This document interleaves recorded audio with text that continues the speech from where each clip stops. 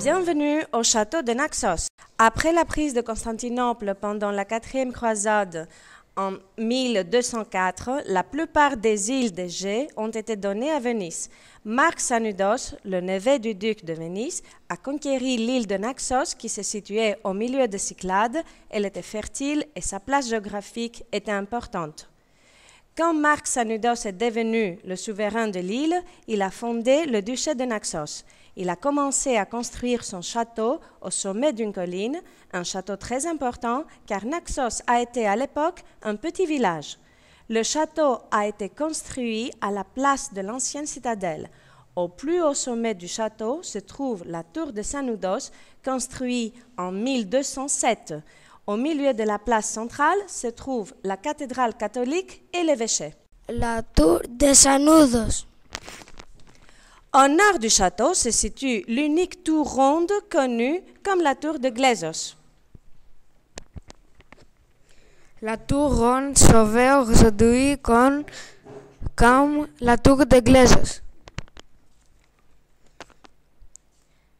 La portée avait la blason en version 2.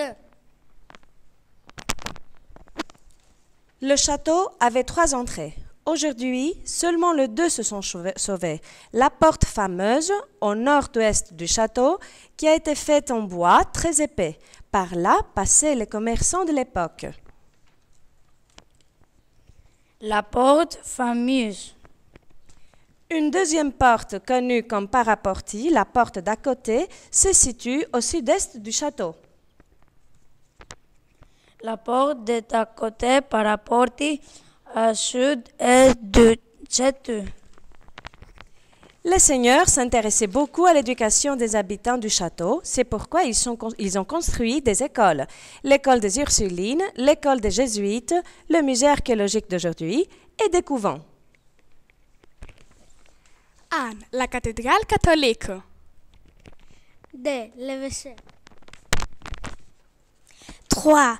Le monastère des Ursulines. 4. La tour de Sanudos. 5. La tour Crispy de Glezos. 6. La porte fameuse. 7. La heurte occidentale. 8. La porte de d'à côté le paraporti. 9. Le musée archéologique.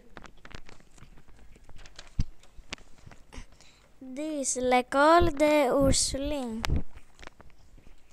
Des familles très importantes de Naxos de l'époque, ainsi que des dignitaires francs et surtout leurs descendants, ont bâti leur manoir dans les murs d'enceinte autour du palais de Sanudos, avec les blasons de leur famille au sommet de leurs portes. Des blasons des familles fameuses de Naxos. Ces manoirs ont été construits l'un à côté de l'autre et les maisons qui se situaient au bout avaient des murs très épais qui formaient les murailles du château.